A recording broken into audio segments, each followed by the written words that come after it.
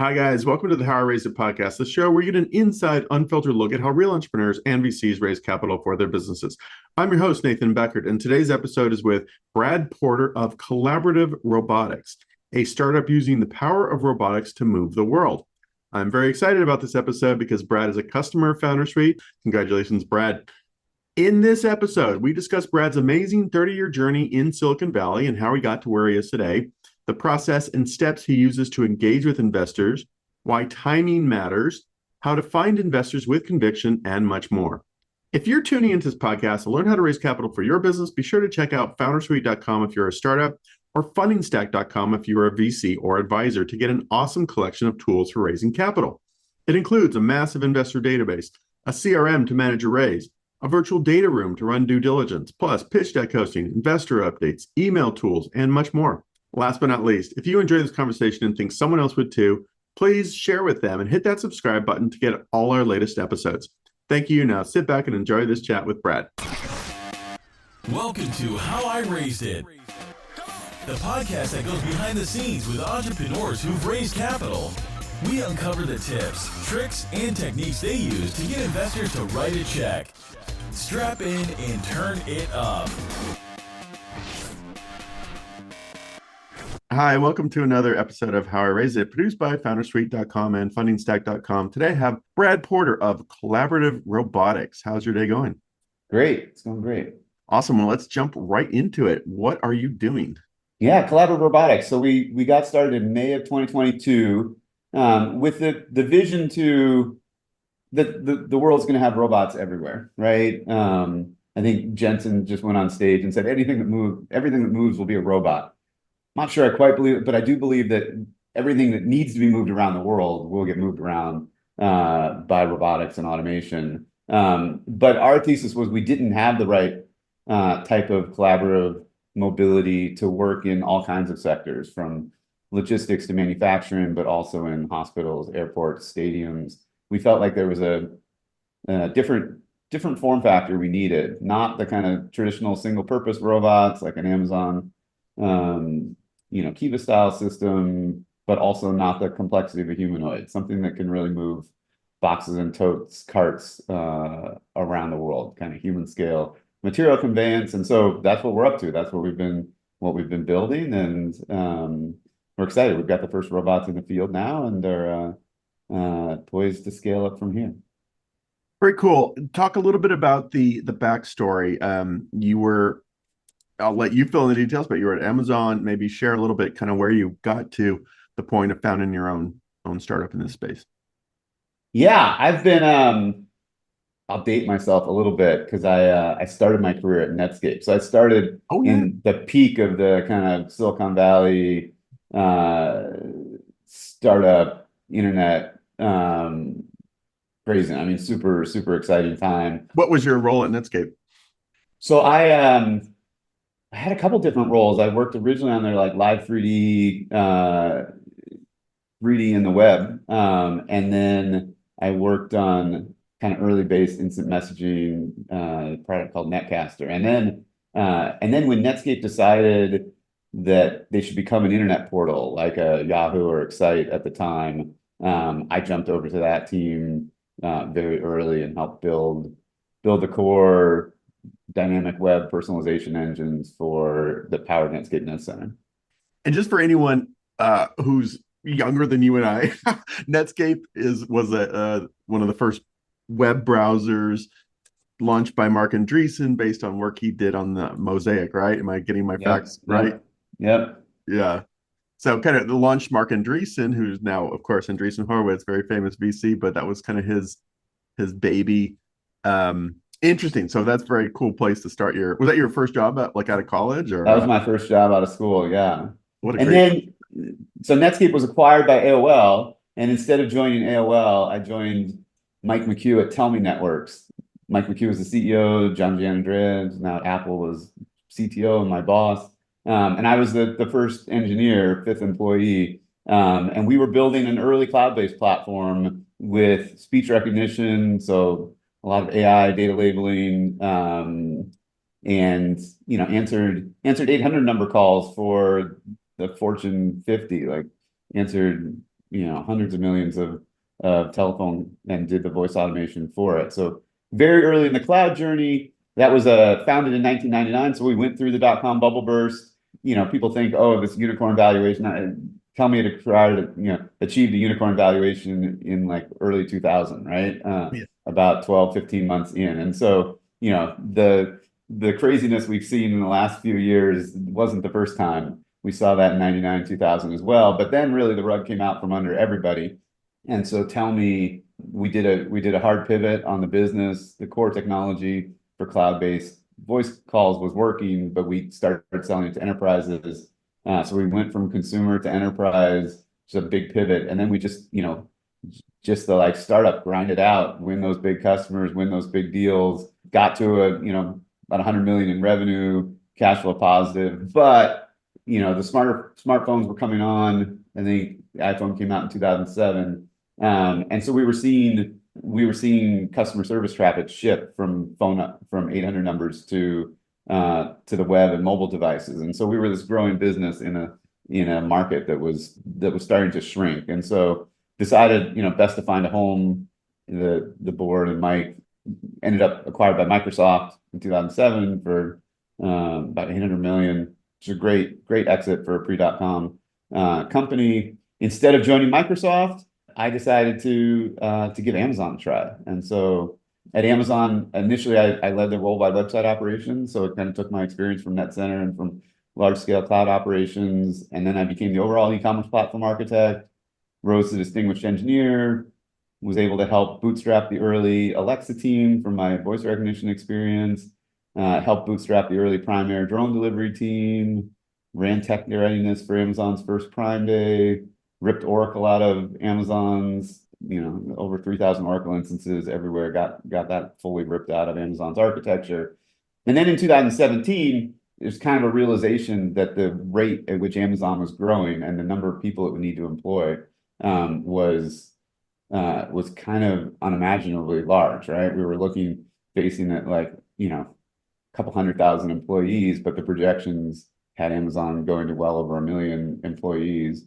And there was a realization that the labor force might just not be there to support the core business and the things that we've come to rely on day to day that Amazon delivers just show up at your doorstep, right? And so Amazon had acquired Kiva Systems in 2012. It had a lot of great success deploying that, but less success deploying new things in the intervening 5 years. So in 2017, I took on all of robotics for Amazon, on the warehouse side. Ultimately, it came to encompass the drone program, the sidewalk bot program as well. Actually, the whole org became 10,000 people worldwide, 4,000 in R&D, and we went from roughly 50,000 robots to 500,000 robots in a 4-year span. And so really, help push the accelerator on robotics for Amazon. Super proud of what we and the team did there. It's super exciting to see the things still coming out of that organization. But then in the middle of COVID, my wife's from the Bay Area. We met here. I'd convinced her in 2006 to move up to Seattle for a few years, turned into 15, but she was ready to get back. I was ready to get back into hypergrowth startup world and back to Silicon Valley, and 2 daughters who are middle school age. And so we said, you know what, if we're going to make the transition, let's do it now. Let's do it in the middle of COVID where I can work remotely until we figure out how to get back to Silicon Valley. And so I did. I joined Scale AI as their CTO in August of 2022. And we moved the family back to, I live in Saratoga, California. We moved here in July of 2021. And yeah, Scale was an amazing company. A year and a half there really helped to kind of think about how does Scale position itself to be able to jump on whatever new data labeling technology is needed in the AI space. And I think we've seen Scale, continue to execute really well at being nimble to jump on. Now it's, human preferences for, large language models before, and I'm sure they still do autonomous vehicles in a whole wide array of spaces. And so I did that for a year and a half, but kind of decided I hadn't really fully gotten the robotics itch out of me. I kind of thought I already had the best job in robotics. And I think that role at Amazon's an amazing role, but decided that, there's, I think, a time and place where Silicon Valley is excited to do big things, and there's investment dollars, and there's VCs who are thinking big about what the future looks like, and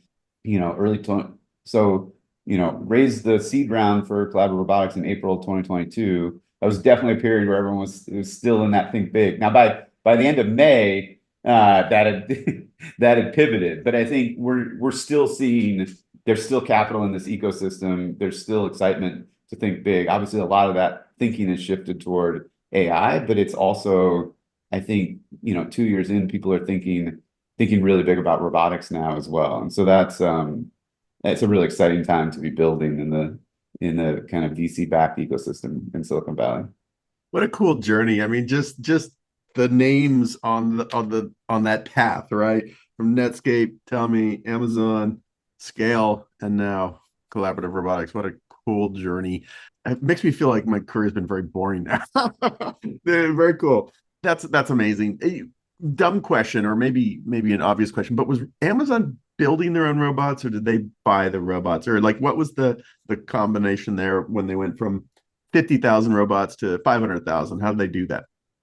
Both. It was a combination. I think Amazon, with the Kiva acquisition, Amazon acquired an amazing team that had both engineering, manufacturing, kind of full end-to-end ability to build and develop new robots. So obviously, a lot of those robots have been deployed are variations of those drive units that Kiva brought as part of that acquisition, but also everything from palletizers to sortation systems, robotic arms. So Amazon is ultimately pragmatic about robotics. It doesn't matter whether Amazon builds it or whether there's a vendor that produces it. The customer obsession for Amazon is, how are we getting people their packages as fast as possible, as effectively and efficiently as possible, and as safely as possible for the associates doing that work. And so it's not a one or the other strategy. It's kind of all of the above strategy.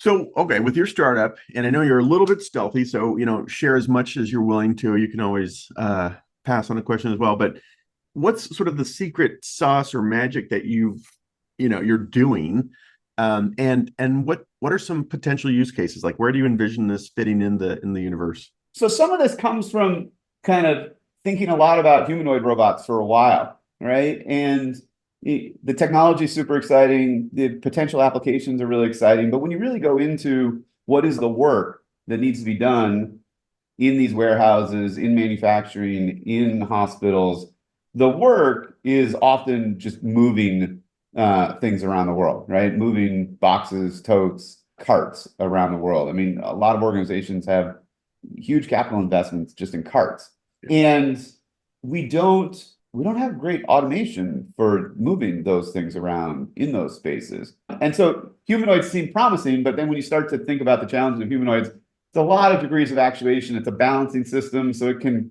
like, anything fails from sensing to electrical signaling to actuation. The robot collapses. And so the challenges of actually deploying those and then adding all those dimensions of actuation drives the cost up substantially. And then You're the talking AI about humanoid robots, meaning like kind of the C3PO type versus the C3PO type, yeah.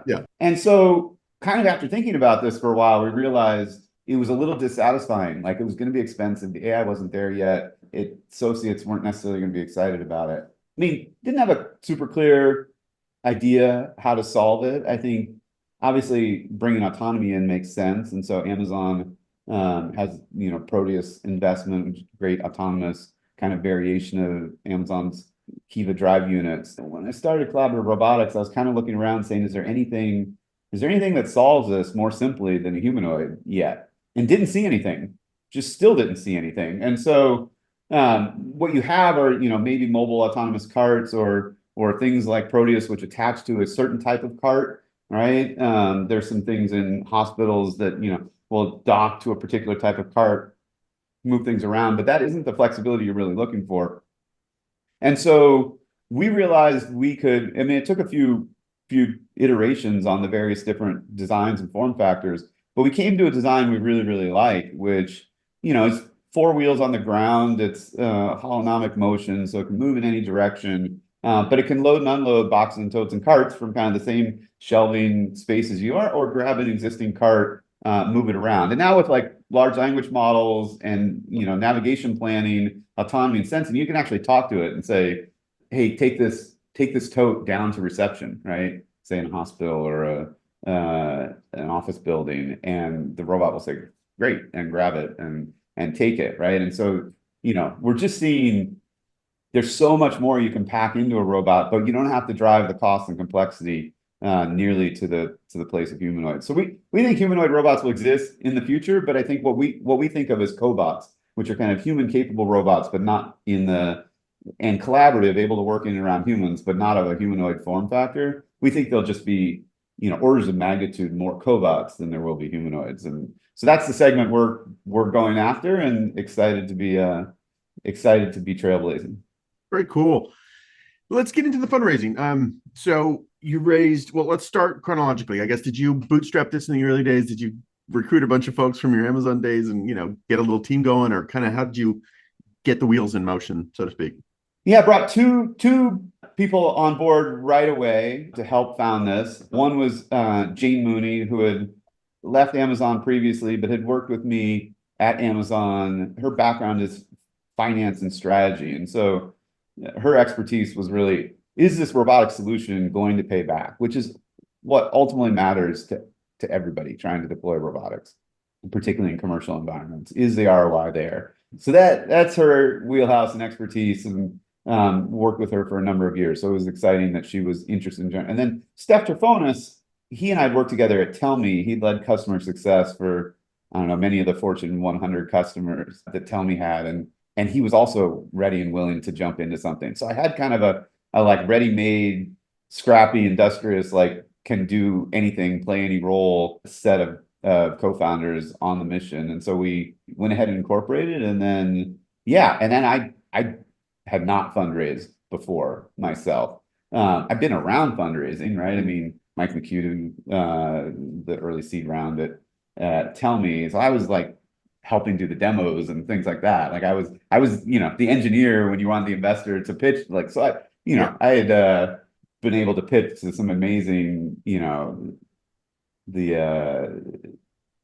remember Jim Clark, Peter Curry, Brett Silverberg, again, dating myself, but, really great investors, John Doerr. I mean, yeah, I was fortunate in that way, but I wasn't the one actually saying, hey, here's how much we're trying to raise at this valuation, right? So I didn't really know how to approach it. In the seed round, I went and read Ryan Breslow, the CEO, founder of Bolt's ebook. It's like, I don't know, it's like a 40-page ebook, and it is pure gold. Like every single strategy in there worked perfectly. Everything he described made sense. It was a little counterintuitive to how I would have thought to do it, but I basically just said, I'm going to follow this playbook. And that's what I did for the seed round.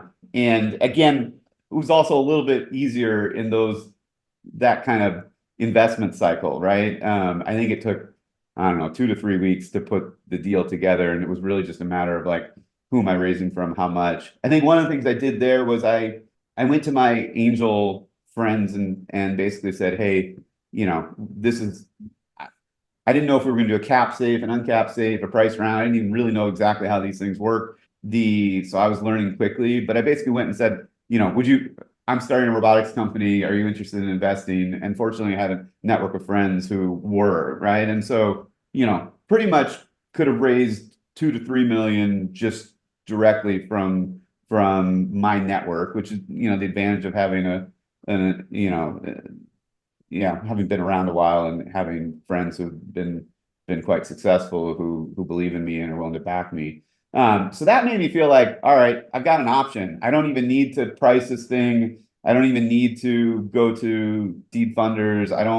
And to some extent, maybe now we call it, friends and family pre-seed round. But at the same time, I started having conversations with also folks that I knew, like Ollie Partovi at Neo. I'd been part of the Neo community from very early on. In fact, I personally invested as an LP in the Neo fund. And Ollie's brother Hadi, who leads Code.org, was also in the first 10 employees at Tellme. And so someone I've known. So I've known the Partovi family Ollie and Hadi are identical twin brothers, and so I've known them both for a long time. And so Ollie, graciously said, Brad, we want to participate. In fact, we'd love to lead. Where, how much are you thinking about raising?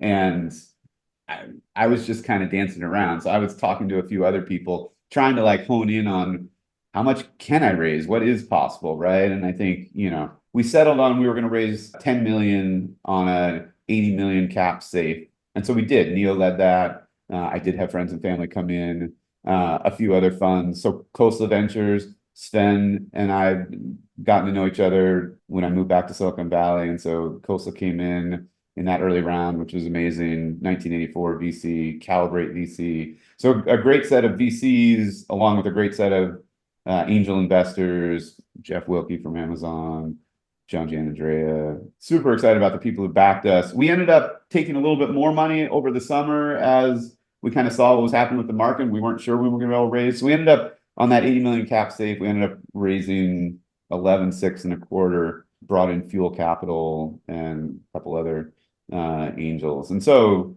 yeah, that got us off the ground. That got us running. And we said, 80 million cap, 11.6, we can probably grow the team to about 20. And you kind of need to bring the various different skills you need in robotics. At the same time, you're trying to get a system together so more people doesn't fully help you. And so that's what we did. And then we kind of planned that in a year to a year and a half, we would try to raise our Series A. And so yeah, that's how the seed came together. Okay, well, let's go forward then. You take that money, you grow the team to 20 people or so, you're hatching some products, and then let's go to Series A. Maybe walk us through that. Also, yeah, I'm curious what tactics. I'm not familiar with that book you mentioned, but I'll have to check that out. But what are some of the tactics maybe you deployed from that in raising this round? A lot of it was just some of the even the email templates and things that he had put in there. There's this fine art of piquing people's interest with that kind of intro email without giving up everything, so that you can get on a call or Zoom or in person and pitch them, right? And so just finding that balance is really hard. Sometimes shorter is better, but you've got to give enough that they're interested in learning more. And so, some people will tell you put the 2-page, put all the content in, send a deck right away. I would say we didn't do a deck in the seed round. It's just fortunate. People were backing me in the seed round just because of my industry track record. And so it was less about the deck or even the idea or the segment and space we had to talk about. But yeah, Ryan's templates. I just, anytime someone calls me thinking about reading, I just go, it's like an ebook on Amazon. I don't even know if it costs anything. Might be free, might be like $3, but it's absolutely to me the playbook to follow for a seed round. It's different for A and B, but that was definitely what gave me the confidence to know what to do in the seed round.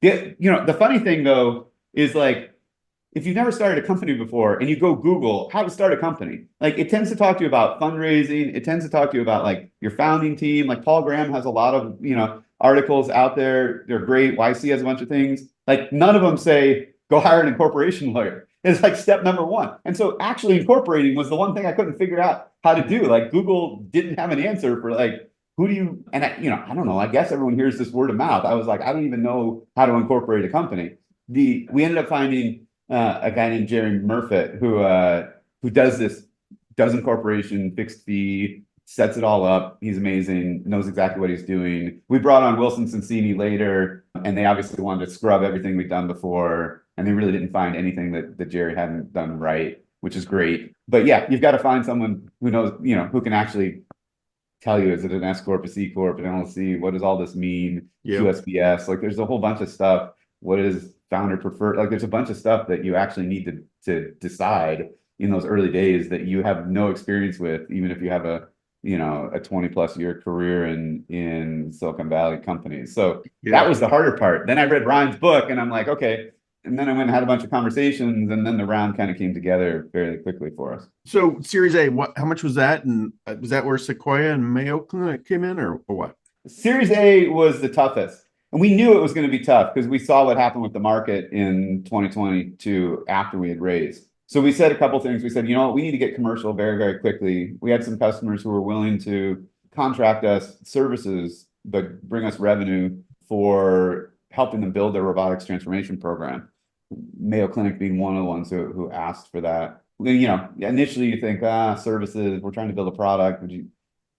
But we said, you know what, this is not the market to be purist, right? This is a market to get commercial as quickly as possible and to try to be able to like bootstrap yourself if you need to. Always, if you're able to bootstrap versus needing money, that's when it's easiest to raise money, right? Is when you don't actually need it. You know, summer of 2022, we said we got to get commercial really fast. We need at least 2 customers before we try to fundraise that are serious and interested in our robot and are paying us actual money, that we've signed contracts with actual dollars coming across, right? It didn't need to be a huge amount of dollars. It just, we needed to show that our belief was we needed to show that we could. I don't think anyone had any real concern as to whether Brad Porter, distinguished engineer from Amazon with this track record, could build technology, right? The question is, can Brad Porter sell to enterprises, right? And can you get through all those enterprise hurdles of early contracts and, you know, the bureaucracy, MSAs, legal stuff? So we worked really hard. We built the engineering team. I let the engineering team do that. I knew how to hire a great engineering team, knew how to hire a great recruiter. We did that very, very early, brought on a recruiter. And then everything was, how are we going to land those first marquee customers? Because we thought that was what was going to allow us to fundraise. I can tell you, like, an 80 million cap creates a pretty high hurdle when the market contracts the way that it did, right? Now you're a 20-person company with we had 3 customers paying us money, but 3 customers, no robot built yet, no robot in the field. And now we're going to go try to raise a significant Series A.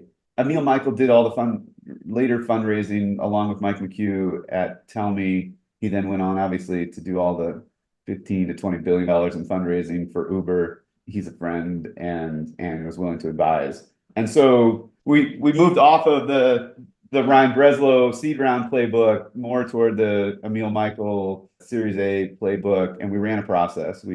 And what Emil advised was, hey, the market's changed, so it's going to take a little longer. You need to be a little more flexible. You need to expect this to take a little longer. You can't create, in the FOMO days, you can like create a whole bunch of urgency and try to get everyone chasing each other. In this world, you need to still set time bounds, but you need to give them time to understand you, to understand your business.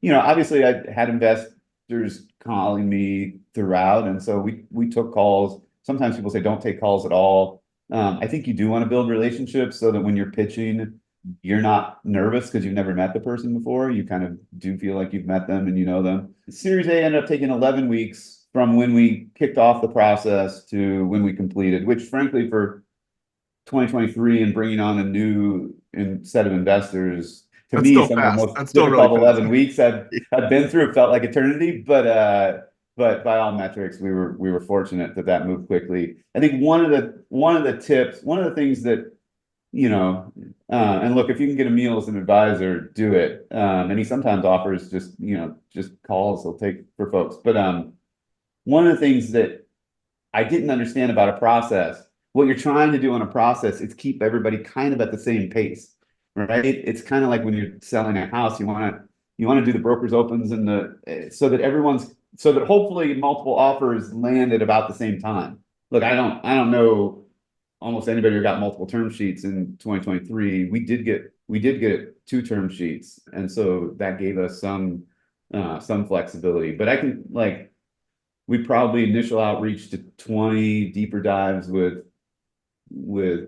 pitches to broader groups with 10. I don't know how much I want my existing investors to know what level of desperation you're sometimes at, but I think we got down to 3 and everybody else had said no. And at the time, 2 of them were ghosting us. And so we had 1 who was active, but we didn't know if we were going to get a term sheet. The other 2 were ghosting us. It didn't seem like they were going to come in. It was like 7 weeks in, it was really stressful and looked like maybe, we literally had this lease opt-out clause come up right in the middle of that. And we're like, are we ditching our lease and trying to size ourselves down to a smaller space, or working from our houses? What are we doing here if we can't get Series A done. And again, it was tricky to figure out like what we, do we raise 20, 30, 40? What are we trying to raise at what valuation? We knew we wanted to kind of clear the 80 million cap.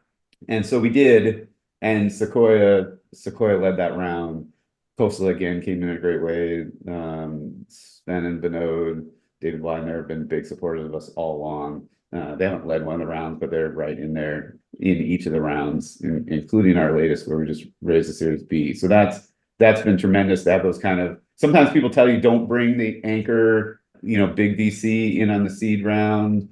We debated it and we said, you know what, we want someone like Khosla along from the ride from the beginning, and I don't regret that for an instant. That's been tremendous. And I mean, Sven's beat me up a few times in this process of, Brad, you're aiming too big. You don't have the progress you need. Like, he's been good at like the reality check, which sometimes you're like, I don't need the reality check right now. I need someone to like pump me up a little bit. But he's been good at really giving us the kind of advice we need to hear at the right time. So that's been tremendous. And then they've come in and supported. And then Mayo Clinic, working with them as a customer, but they were excited to come in as well. Again, sometimes people say don't bring strategics on this early. And Mayo's a combination strategic and obviously they have a big, they are LPs and a lot of the big VCs around here as well. And so they're savvy investors too. So anyhow, that came together. We brought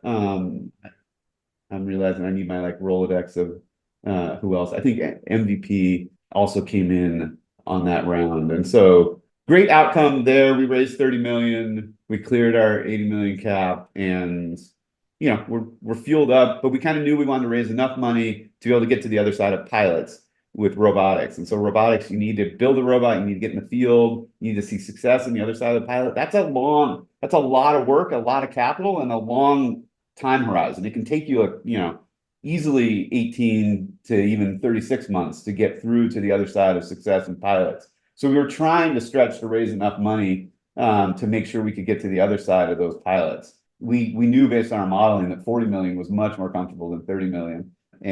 But 30 million was where the market was at for our Series A.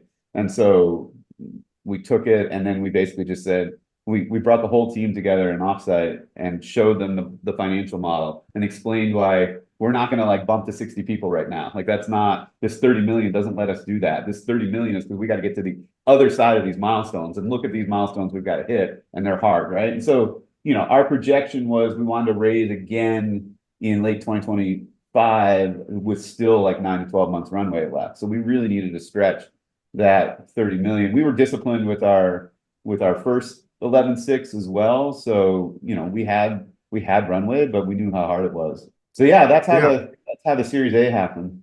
I mean, that's interesting because you're in a hardware space. That's expensive, right? It's way harder. Like with Foundersuite, I mean, we're a SaaS business. I could almost cut it down to 2 people and we'd still survive, but you can't do that, right? You have.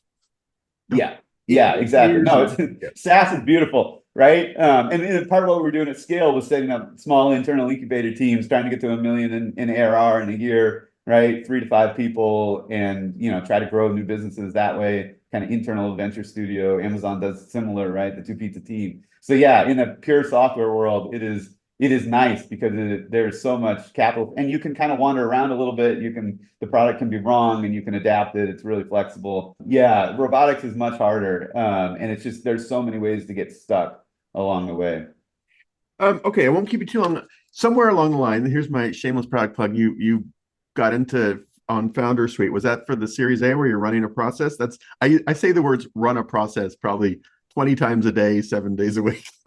So I don't know. Did you use it to run a process, or was that more later? Yeah, no. So that's exactly what happened. We started, Emil asked us, okay, who's your list of like who you've had relationships with already? And so I wrote it out in a Google sheet, wrote down the list, and he started saying, okay, well, do this outreach, right? Do this contact. His tip was like, just try to get people on a 5-minute call quickly, and then try to tell them ask them if they're deploying capital. You want to get them to early say yes, that they are deploying capital. And then and then try to lay out your timeline, your anchors, and see if that'll work for them, and then ask if they want to see the pitch, right? It's a quick call, but it like builds that relationship. You also get their phone number, you get their digits, you get the opportunity to, you've set some timeline anchors, you've gotten them kind of already, you got them to say yes to an easy thing, which is they want to see the pitch, and then you're running. But like even those little steps, it's like, have I reached them? Did they respond to my call? And so I'm like starting to build this Google sheet, and I'm like, all right, this is a pain. And then I'm looking at, all right, we have HubSpot, we have like the very basic entry package to HubSpot. Like, can I manage all this in there? And I didn't like that either. And then I started Googling around if there's anything. And then I came across Foundersuite. I'm like, wow, this is exactly the like CRM. And then I added like 14, additional stages to it to Nice. micromanage the moving the cards across the board. And yeah, I love it. The tool was really, really helpful for helping me just keep track of the various conversations. Because I don't know, I can't keep more than 3 or 4 things in my head. Like if I'm busy and doing a lot of different stuff, and you've got 20 investors and 12 of them are ghosting you, but you don't remember, wait, when's the last time I talked to them? So yeah, the Foundersuite tool was just a simplifier from an organizational standpoint. I love that. Well, thank you. This is not a paid endorsement, but I appreciate the mention. Just really quickly on this, do you remember some 14 different stages or 14 columns? Like how are you doing? And you don't have to list all 14, but like a lot of it was like very early on, which is, did I send the email outreach? So just move it from like they're in my list to I sent the email, right? And then did I do the 5-minute call, right? And then if I did the 5-minute call, did they say yes to wanting to pitch? But then it was like, did we actually schedule the pitch, right? Like I or my assistant, someone has to actually schedule it, right? And then you realize, you start to understand their process. It's like, did we get a meeting? Did they come on site, right? Because robotics people tend to want to come on site. Did we get the full partner meeting or whatever their equivalent was?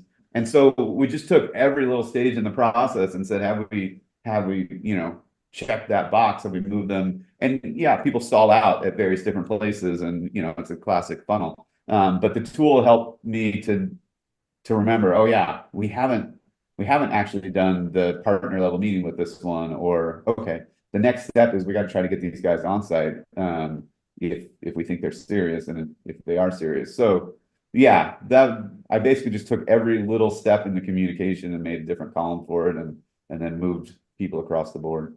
That's really interesting. No, I love that. I mean, we're always thinking like, what are the steps that are universal? And of course, everyone has their own, like an on-site visit to the robotics, right? That's very specific to what you're doing. That's really, really cool. I just want to let's do Series B real quick. Any notable stories there? I mean, I guess Series A got you to the other side of the pilots, and now maybe just take us through Series B. All right, what are we thinking of for that?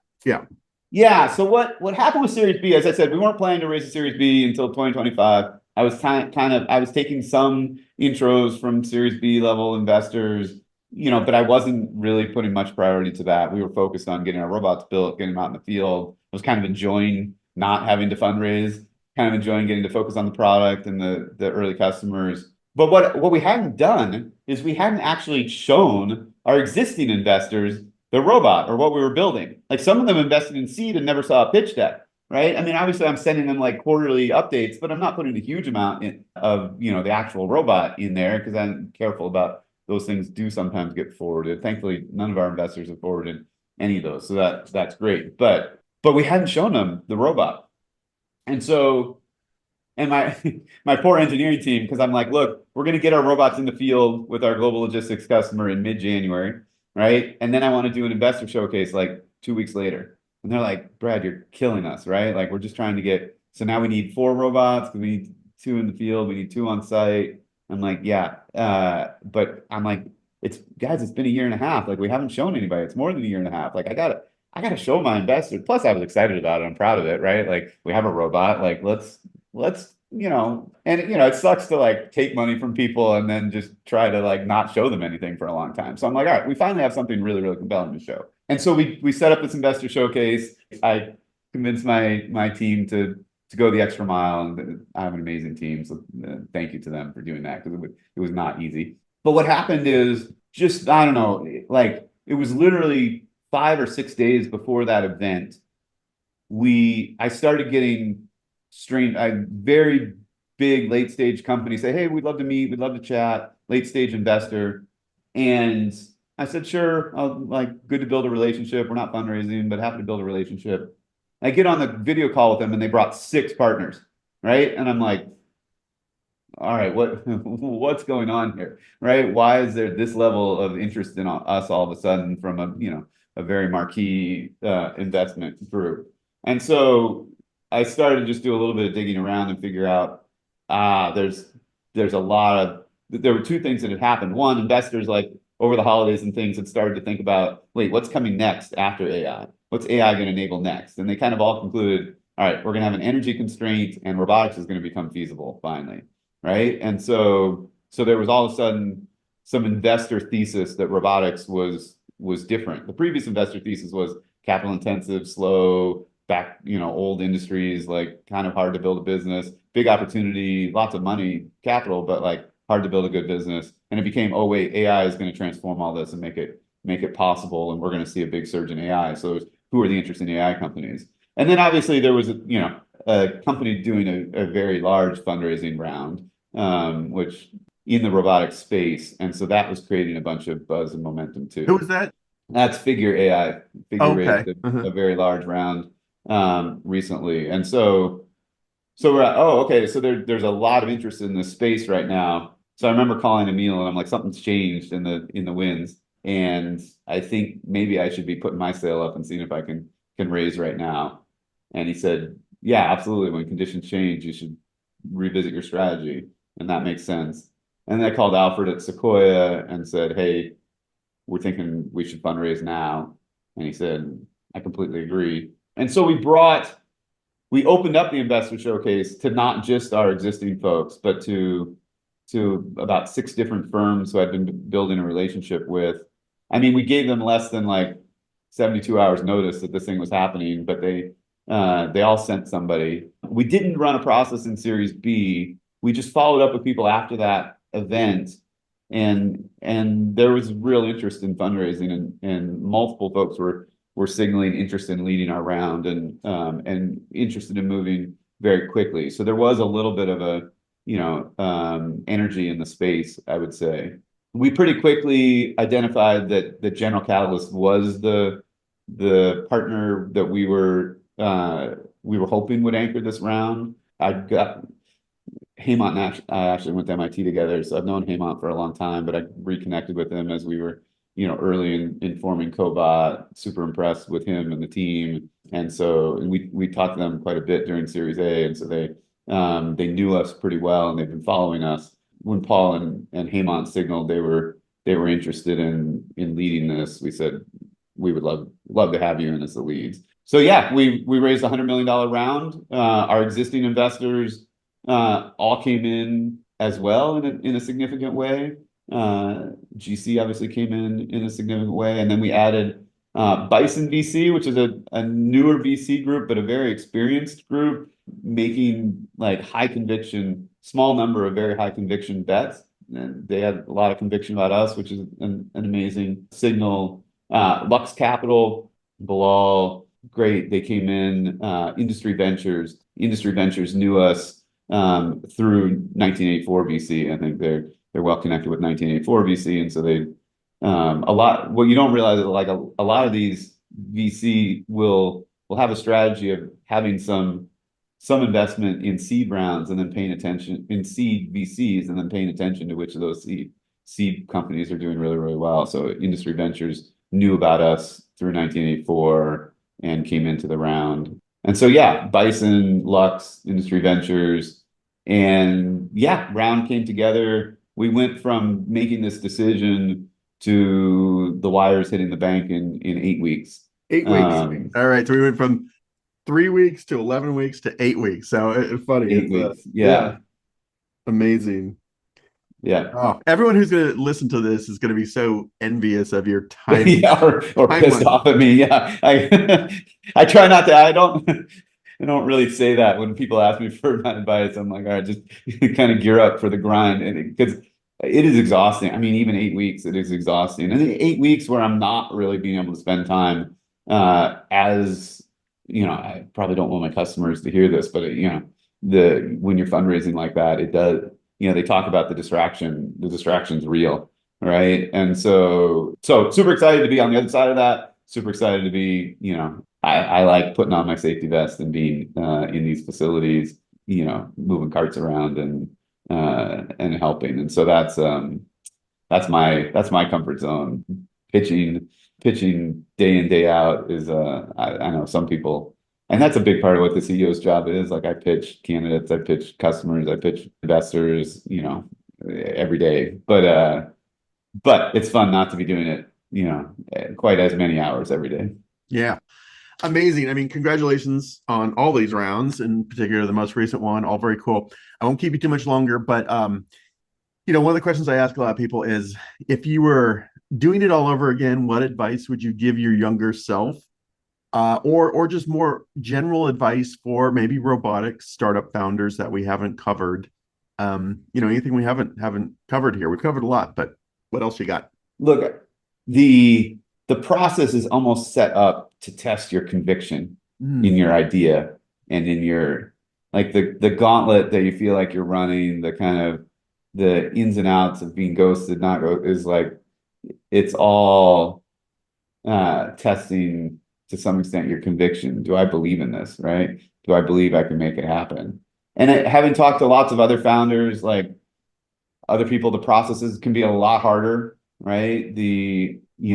I think Emil reminds us that Uber had like 24 say no before one said yes, right? And I know others have been a lot longer than that. What's universally true is, if you have conviction in your idea, you can find an investor who has a similar conviction.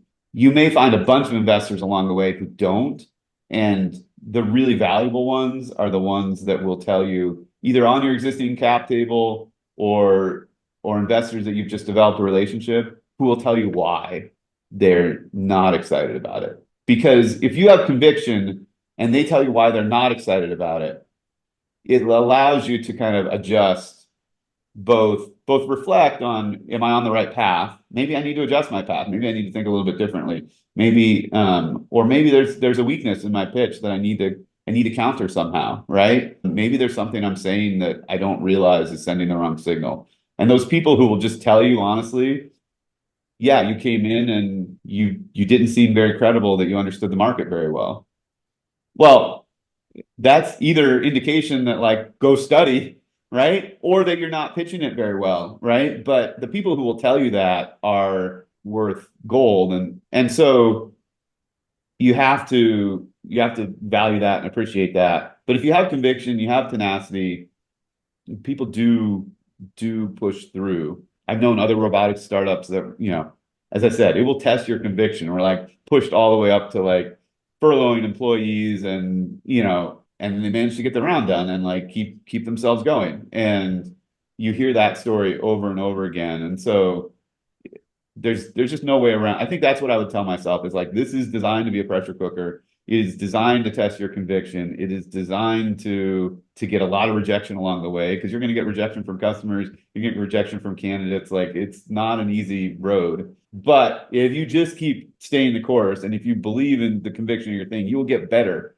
You will get better at selling it. You will get better at pitching it. You'll get better at, handling the objections, and you will find someone who believes in you and the conviction and the vision that you have. And then also, I think timing really matters, right? Like, it does. Obviously, the seed was easy because of the timing. The A was hard, right? In fairness, like Ali Partovi, when I told him I was going to go raise the A, said, "Do you have to do it now? Because it's the most brutal time we've seen to try to raise." And we said, "Yeah, kind of, we have to do it now." And he said, "All right, well, how can I support?" So anyhow, timing really matters. Obviously, we got a Series B done much sooner than we expected, in part because the cycles and what people are excited to invest in change. So be mindful of the timing, be adaptable, but just keep building, keep tenaciously going after it. I love it. That's good. I mean, I think that's great advice for all founders, robotics or otherwise, because it's way harder than it looks. I always tell founders this all the time. It's You read the TechCrunch articles and like, oh, that can't be that hard. No, it's way harder. You know, It's designed to be hard, and the more you think it's not hard, the more it will beat you up, right? Like almost there's an inverse there. Like it's the right level of like conviction and humility, right? You have to yeah. have both. And if you don't have enough humility, it will teach it to you, right? And if you don't have enough conviction, you'll give up. But if you have the conviction and the humility to learn, then you can get it done. I love it. Conviction plus humility as the secret sauce. This is really good. I always judge how good a podcast was based on how many notes I've got just going off the page of notes here. So this is great. If people want to learn more, it's co.bot, right? Anything you want to promote or plug or, anything else? Yeah, follow me on LinkedIn. I'm probably most active on LinkedIn. And yeah, check out the website, Cobot. As I said, we're still stealth, but follow Cobot on LinkedIn or follow me on LinkedIn. When we're ready to share, we'll have some exciting stuff to show. Yeah, very cool. I can't wait to see how this develops. And it's really cool what you're doing. It's so, this is why it's so fun for me to be doing this with people like you on the cutting edge, bleeding edge of the future. So thank you, Brad. I appreciate this. Have a good weekend. Best of luck with whatever comes next. And then your next round, we'll catch you after your Series C or D or whatever's next. All right. There you go. Awesome. Thank you, Nathan. And yeah, thank you for building Foundersuite. It's a great tool. Oh, thank you very much. What a nice way to conclude. I appreciate that. It's been a labor of love, but we love it when we see founders getting that process going and having it help them a little bit. So appreciate that. Awesome.